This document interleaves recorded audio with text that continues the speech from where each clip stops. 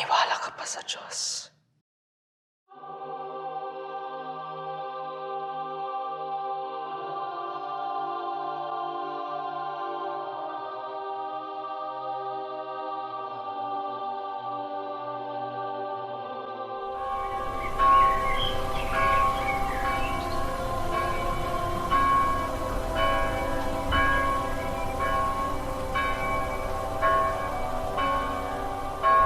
Dahil sa biyaya ng Diyos, naligtas kayo sa pamamagitan ng pananampalataya. Ito'y kaloob ng Diyos at hindi mula sa inyong sarili. Efeso, 2 kabanata sa 8 berso. At bakit hindi? Bakit hindi tayo maniwala kay Jesus na siyang makapagbibigay ng salbasyon sa atin? Hindi nga bang kahangahangat, nararapat na sundin at purihin ang tama at mabuti? Lahat tayo'y dapat sumikap maging katulad ni Jesus na maging mabuti. Maging mabuti? Maging mabuti? Ano nga bang ibig sabihin ng pagiging mabuting tao, Padre Malyari? Mabuting tao, kinakailangan maging mabait, mapagmalasakit, maunawa, malalahanin sa tao at hindi lamang sarili ang iniisip sapagkat pinagpala sa atin ang ating mga buhay mula sa Diyos. Kung ikaw tatanungin, Padre, mabuting tao ka ba? Oo. Wes, taos pusong akong nagpapasalamat sa iyong serbisyo, pagpapahayag at pagbahagi ng mga salita ng Diyos. Padre Malyari.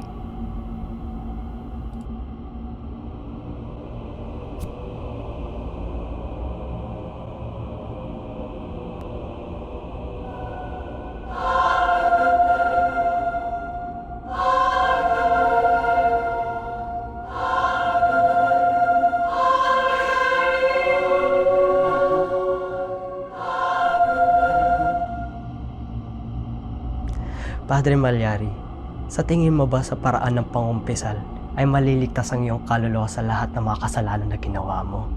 Siyempre. May pagkakataon ba noon na may ninais kang mailigtas na tao? Minsan, ang pangumpisal ay hindi sapat para makaligtas ng tao. Minsan kinakailangan mo malampasan ito mismo. Hanggang saan, Padre Malyari? Hanggang sa maligtas mo ang taong yan. Naalala mo na ba, Padre Malyari? Alin? Halina't suriin natin ang hangganan ng pananampalataya mo, Padre. Kahit ako, nangingibabaw ang pag-usisa ko sa hatol na matatanggap mo. Ano ba ang magiging kapalaran mo, Padre Malyari? Ang oras ko bilang padre, mahalaga, makabuluhan, makahulugan. Ibig sabihin?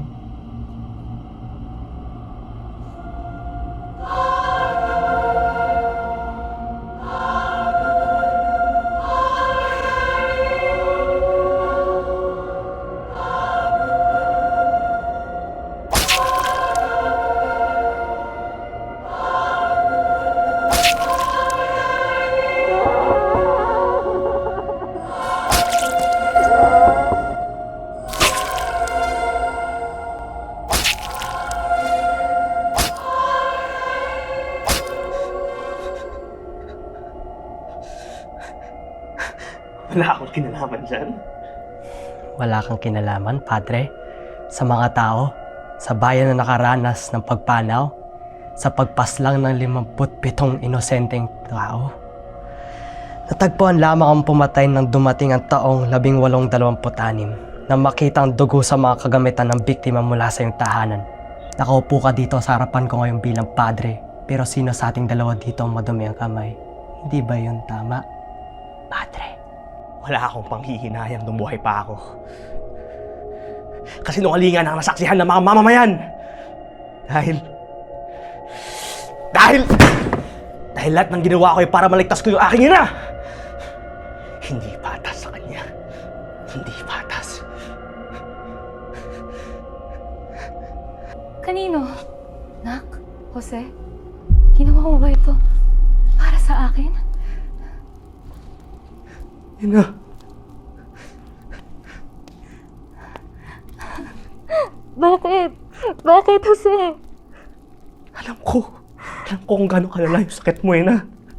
Kinulam mo kahit di ako mali. Kailangan ko itong gawin para sa'yo. Para sa akin? Kinuha mo ang mga buhay ng mga tao para sa akin? Kapalit ng buhay nila para maligtas ka. Naniniwala ako maliligtas pa rin kita. Hindi ko pagsisisihan.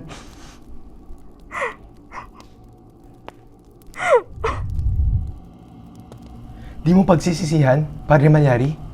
Ginagamit mo lamang ang pananampalataya mo bilang takas! Tarantado! Sarili mong kasinungalingan? Pinaniniwalaan mo na? Sarili mong pananaw, di mo pinaninindigan. Hipokrito! Hipokrito! Hipokrito! Hipokrito!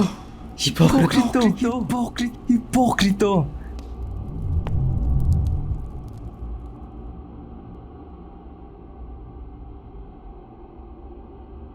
Hindi patas para sa mga walang kamalay-malay na naisama mo, sa mga buhay na ikinitil mo.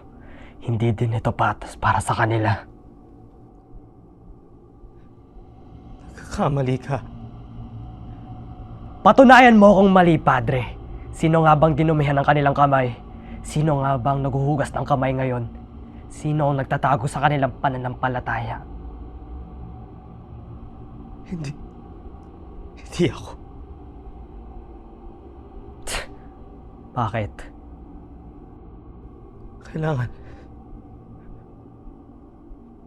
lang natin maniwala.